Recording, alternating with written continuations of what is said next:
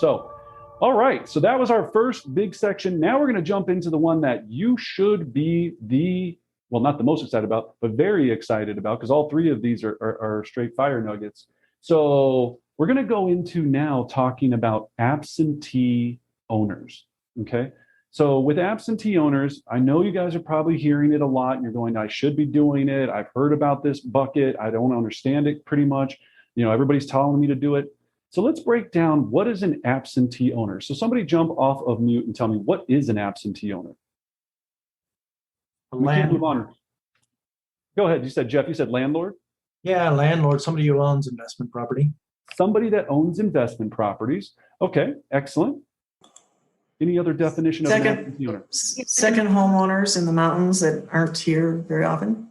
Yep. I love it. Yep, they own a second property. Yeah, if you own a second or third or fifth property, probably a higher likelihood that when things get tough or something happens in your life, usually that property is going to get sold first because you don't live in it full time, right? So that's the excellent part about an absentee owner. So if I'm an absentee owner, I could be someone that owns a rental property and I could literally live next door. I'm not in that property, I'm an absentee owner. I could be an absentee owner if I live out of state and I have 17 rentals here. I could be an absentee owner if I own several vacation properties.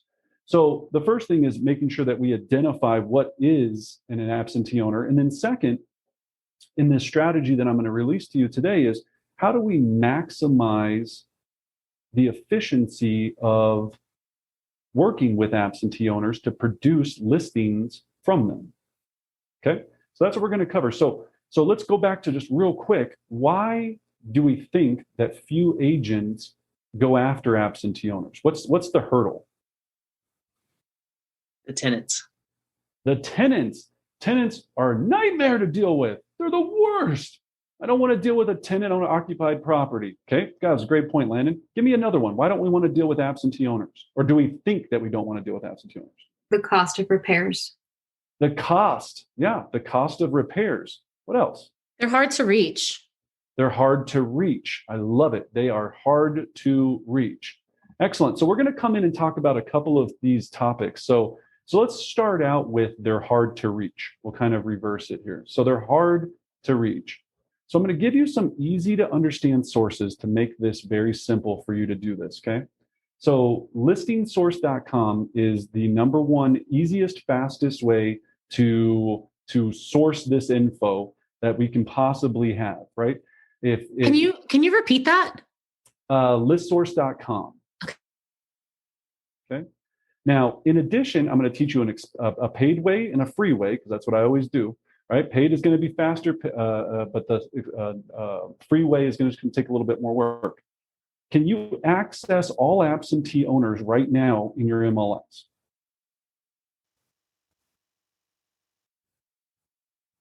Yes, the answer is yes. If no one knew that, then we've got to move forward on that. So the answer is yes.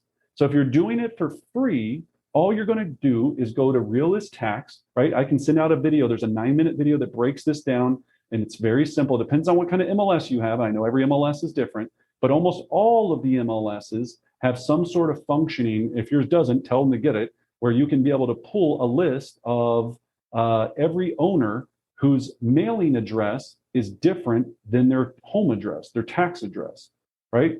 And that's all we're really identifying. Once we scrub that list, then we can find everyone that's an out-of-state or absentee owner. Now, you can go to listsource.com or they can do it for you. And I think it's something like, for like $15,000, it's like $300.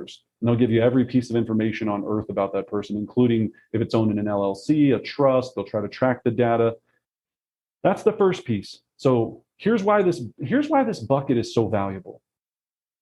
99% of the agents won't do that first step. They just won't even do it because they either don't want to spend the time to learn how to do it. They don't want to try to bumble through it for 3 hours. The first time you do this, is it going to be a pain in the butt? Yes, it's going to be. It's just going to be. The second time you do it, it'll get smarter, faster, easier. Okay, so the first thing we have to identify is, who are we going to send to? So picking our list. The second thing we have to do, now that we've got the data, and again, for all of you that are wondering, and I said that a lot, way too fast, if you can't figure it out, go to YouTube, go how to find absentee owner information. There's 19,000 videos on it. I looked this morning. 19,000. videos on how to do this. So there's no excuse. Everyone's giving it to you for free. It's there, okay? Or sorry, listsource.com. Thanks, Anna. I was just, what did I say, listing source? I don't know, something like that. So, okay. So now we've identified that we have the addresses. The second thing we have to decide upon is now, how am I going to get their phone number and email address? How do you do it? TruePeopleSearch.com, because I learned it from you. TruePeopleSearch.com. I love it. Thank you, Joanna. TruePeopleSearch.com. We use it every day, 95 times a day. That's the free way, right? That's the free way. Okay? If you're going to do this at the high level, you need to have what's called skip tracing software. Brendan, I didn't get into real estate to hunt down bad guys. No, but this is what you need when you play at this level. Okay? So there's a company called Nexus Lexus that you can apply for to be able to qualify to get this information. This is the same information, like if you get divorced and they're going to go serve you papers, this is how that guy finds you and goes, you've been served. That's the kind of data we're talking about. Data is everything. You can find out who owns the LLC. You can find out all of this information when you search hard enough. It's going to take some time to do this when you're really starting out, okay? It's worth the investment because, again, remember, now we just put a second layer. So we lost 99% of the agents. Now we're going to lose another 0.5% because now we got the information, but they're not going to go try to find the phone number and email addresses, okay? There are services out there that will provide you every email address. And again, just YouTube, skip tracing services. You can probably get it for like $1 per address. So if you're just starting with 100 absentee owners, $100. Best money you'll ever spend. Cool, cool. Or you can do it on True People Search for free. So now I've got data, I've got phone numbers. Next, third piece of this is, what do I do next? What do I say? And what do I send? Okay. So if I'm a landlord, what's my possible pain points? Tenants, yes. Well, that's a big one. yes. If I'm a landlord, I hate my tenants. Okay, but what is it about the tenants that makes it tough to be a landlord? Non-payment of rent. Oh, non-payment of rent. These late renting mother suckers, right? Late payment of rent drives me nuts. What's another one? Repair. Maintenance. Repairs. The government stepping in and telling me I can't evict people out of a property that I own, right? I'm not saying it's a good or bad thing. Don't get all political on me. Just saying it's a thing, okay? So we are going to design our marketing around pain points that are going to call the attention to the landlord that over time they're going to go, I'm tired of feeling this pain. Holly, take my pain away. Carrie, take my pain away. Coral, take my pain away. Right? That's what they want over time. So our messages, and again, Brendan's not smart. He just steals from the others and uses their stuff. Go to YouTube and go best marketing pieces for absentee owners. That's what I did. And I found thousands of interesting things that we have already incorporated that are phenomenal, or that we've been doing for a while. Okay? I don't have an hour to give you marketing pieces piece by piece. I'm here to inspire you to have the idea to go do this because it's there to be done. And I'm going to drop a fire nugget on you here in just a second. Okay? So now, the next thing, now that I've identified, okay, cool marketing, one of the marketing pieces we were talking about this morning, it was called TTL. Toilets, tenants, and what was the third one? Does anybody know the third? Taxes. No, TTL, toilets, tenants, and late payments. That's what the L was, right? So your postcard says, tired of TTL, big question mark on it, right? And then on the back, it says toilets, tenants, and late payments getting you down. Let me take this away. Let me take the pain away. Call me. I mean, don't quote me on that. It's a better postcard than what I just said, but you get the gist, right? It's a better postcard than that, okay? If I do one mailer to the absentee owner list, am I going to get a huge response? No, I'm not. So this is a four-prong approach. It is direct mail. It is sly broadcast. So I'm going to leave an automated voicemail bypassing the tenant's cell phone or bypass them answering the phone. That'll drop right to their voicemail. That message is going to be this. And remember, anything I tell you is probably illegal, so check with your managing broker at all times, okay? I'm just telling you what I do, and don't turn me in because I'll deny it anyway. But I'm just telling you what people are doing out there, okay? So I'm going to, that message is going to say, yeah, hey, this is Brendan. Hey, I have I'd like to make a cash offer on your property. I'd like to make a cash offer on your property. Can you give me a quick call back? That's it. That's the message. Don't say you're a real estate agent. Don't say that you can't make your rent, so you need to get a listing. Don't say anything. Just trying to make sure that they call you back. That's the whole goal of this strategy. Okay. Now, on my team, I teach my team this, and I know how good they are, and they are amazing. The reason I'm able to tell the whole region this is because no one will do it. On my whole team, I had 2 people out of 12 on my team that did it. So no offense to you, I love each of you, but you're not going to do it. So I'm going to tell you all these fire nuggets, and that's why I'm so willing to share this with you. I hope you're the 2 out of the 100 or the 4 out of the 100, because there's so much market share here. It's unbelievable. All right. So slide broadcast. Then I'm going to use a company called Easy Text.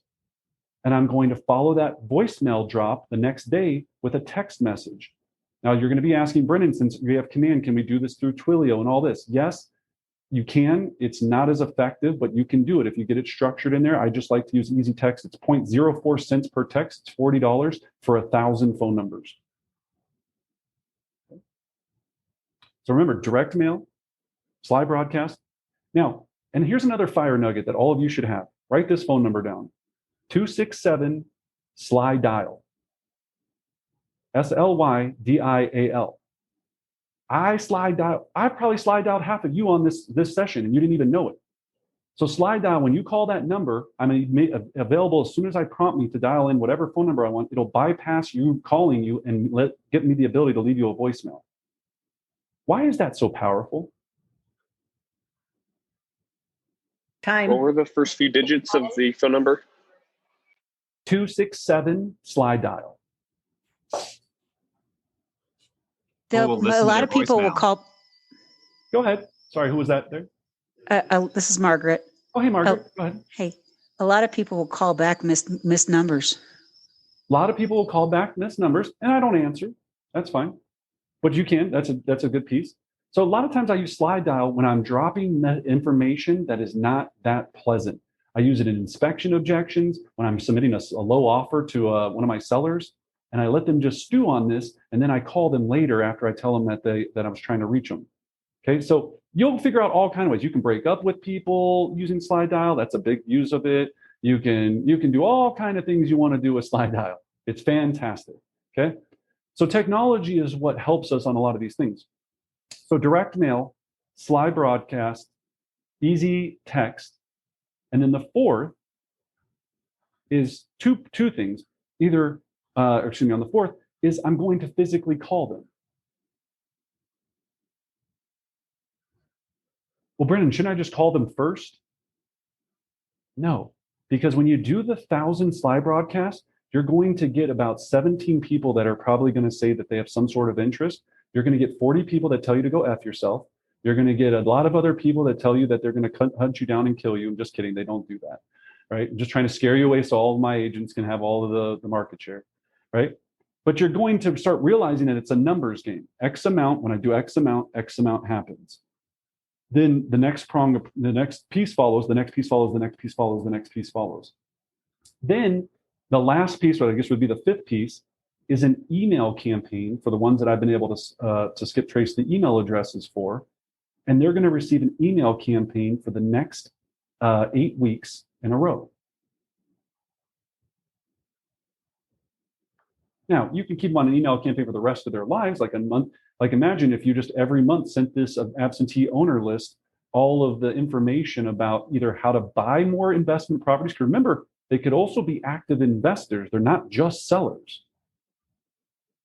So you can frame this around, great, So, everything about how to be an investor, good or bad, we can solve in these emails. All right. So it's a huge, huge piece. Now, the script is just as important when we come to an absentee owner, because this is where I see a lot of people fall and they don't know what to say and how to say it. So I'm going to share this script before we get our next guest on here. And again, brendanbardick.com if you want to download all these for free. So here's our absentee owner call script. Anna, will you be my role play partner? Yes, you got it. All right. So I just skipped Trace to Anna, or I use truepeoplesearch.com. She owns a rental property in Aurora. She lives in Wyoming. And here's the call. So ring, ring. Hello? Yeah. Hey, I was looking for Anna.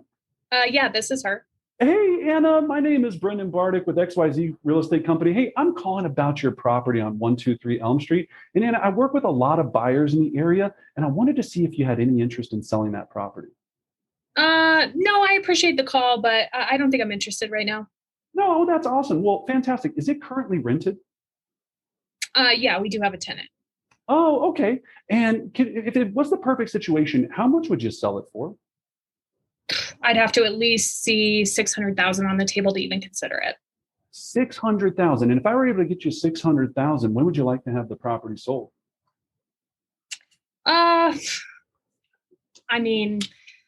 I guess. The lease is up for our tenants in 6 months, so maybe it would be worth considering after that. But I'm not interested. Okay, I appreciate that. So again, if no, all right. So if no, then we're going to go down below. But let's just pretend on this that you were. Right? Okay, I am Okay, interested. and then we'll go to no after that. We always want to stay positive first, and then we'll go to all the no's, just to finish out the script. Sure. So whatever they say, great. So the next step would just be for us to meet at the property. I've got availability today at 4 or tomorrow at 1. Now you're out of state, right? Mm-hmm. So she's out of state. Okay, well, great. If she's out of state, well, then what's the best way for me to view the property? I have availability today at 4, tomorrow at 1. And they're going to tell you, here's my tenant. I'll tell you all this stuff about how to deal with tenants and make this great. They're going to give you tenants information, all this fun stuff, right? So when we look at that, that's what we're going to be utilizing there is getting the tenants info. Now, if they say no and they're just like, I have no interest. Okay, I can appreciate that. Even if it wasn't a cash offer over market value. I'd be willing to consider it, but like I said, I'd have to see at least 600,000 before I'd even consider. Okay. And if she says no again, let's just hypothetically say, well, I can appreciate that. And would you be interested in buying any other additional investment opportunities? No, one's enough. It's a nightmare. Okay. All right.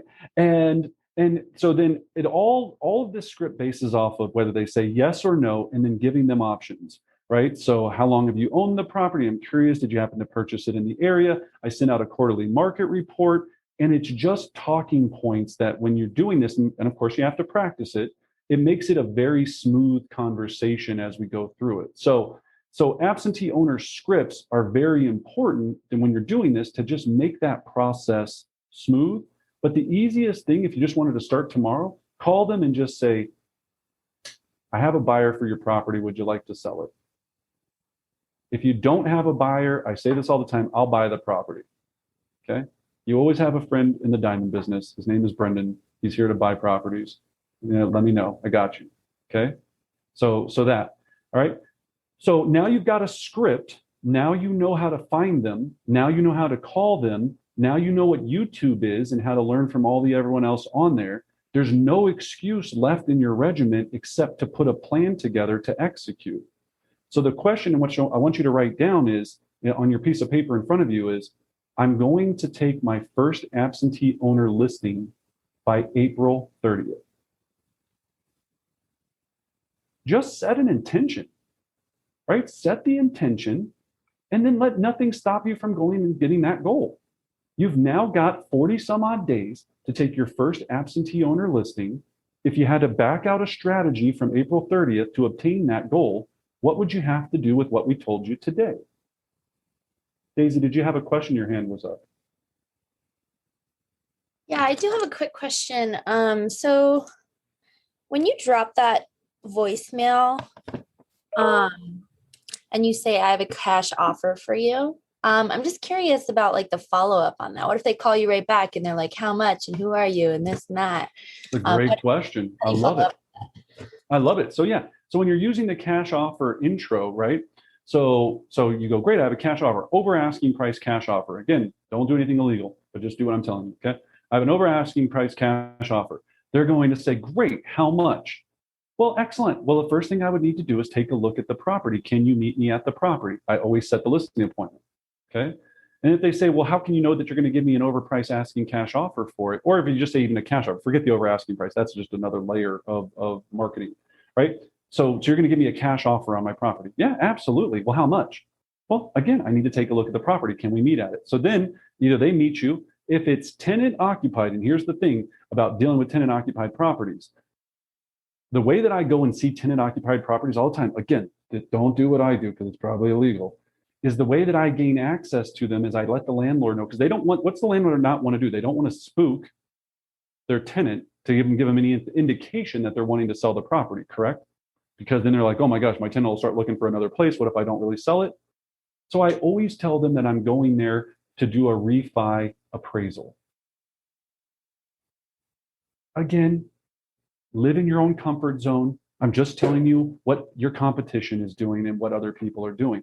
So I'm going in there, I'm not spooking the tenants. I'm taking a look at the property. After I view the property or meet the landlord there, then I call the landlord, let's say if they're out of state, and I say, excellent. So I took a look at the property. If the property would sell in perfect condition at whatever number, let's say it's 500,000. I did my market analysis. If it sells in perfect condition at 500,000, I'm going to offer them 70 cents on the dollar.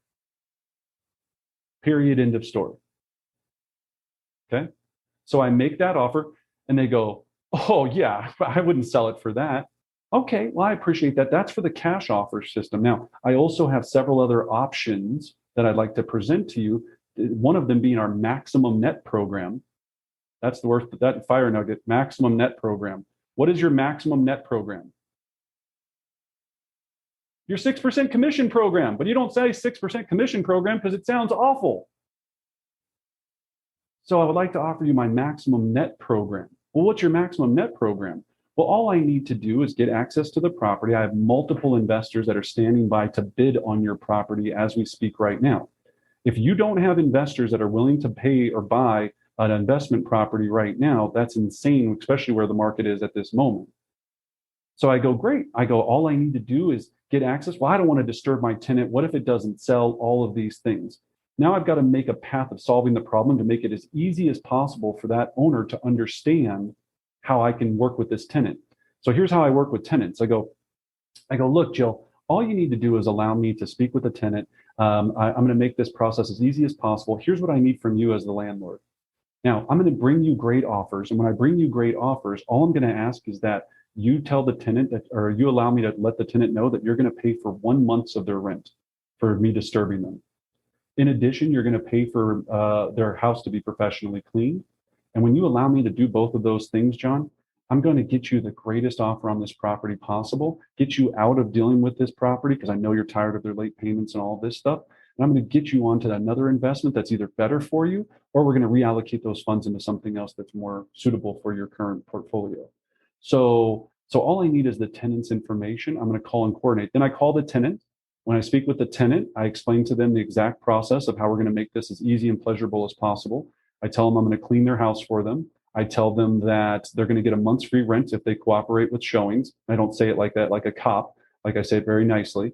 And then I create showing blocks for the tenant that are so simple that anyone can access the property. So I go, look, Mr. Tenant, all I need to do is access your home for 4 hours a week from the hours of 12 to 4 on Sunday. Does that work for you? No, actually, I work, or I'm at home during that time. Can I do a different time? Excellent. I need 1 block of time to get in there to be able to funnel everyone through to show that property, especially in this market. Does that make sense? Any questions on all of that? Yeah, Brendan, can you just kind of go back over the cadence of slide dial to text to call, right? Can we just get that time frame one more time from you? Yep. So slide broadcast first, then the easy text second day, then the email the third day, then the phone call the fourth day, fifth day, sixth day, seventh day, eighth day, ninth day, 10th day. Email. Cool. Probably not going to be a good idea to door knock these properties, just for obvious reasons. Okay. Now, if they're here local, you can door knock their actual home. That is a door knock you can do. And if you go door knock their home and they don't answer, all you're going to do is leave a little sticky note on their door that says, I have a couple of quick questions. Can you give me a call, on a yellow sticky note, and write your name? Never put your business card, never drop off a package, never do all of this fluff. You can't sell them if you can't speak to them. And curiosity will always get them to call you. I have a question. What if the lease, we were right in the middle of the tenant's lease? Do you still try to move forward with putting the property on the market? Yeah, Michelle, absolutely. 100% all the time. And the way that we do this is with a lease estoppel. So again, what I'm pitching to the landlord is we have people that want to buy the property with tenants in place right now. Now, that is true. And then the second part of that is as we start marketing the property, if the new landlord takes over, they have to honor that previous lease that's already in place until the end of that execution. At that point, then they can renegotiate with the tenant, kick them out, bulldoze the house, burn it for all they care. They can do whatever they want, but they have to honor that lease for the next however many months. So think about it right now. As hard as our market is, would you have a buyer that's living with mom that would want to buy a tenant-owned property, become the landlord for 6 months, let these guys get out, and then move in themselves? Heck yeah, I see some head shaking there. Absolutely, you do. Right? I've got 15 buyers that just with our team alone that would be more than happy to take on that situation. So if there's no inventory, we have to create inventory, right? This is where we create inventory. What happens on March 31st that's such a big impact on this market? Nobody watches the news. Nobody knows. Spring break. Spring break. Did somebody say spring break? I love it. I love it. So the CARES Act ends on March 31st and gives people federally the ability to start evicting people from their properties. Tenants haven't been able to sell until this. They extended it twice. They did it for 6 months and now it ends March 31st. If you take advantage of this gold rush, it's on like Donkey Kong.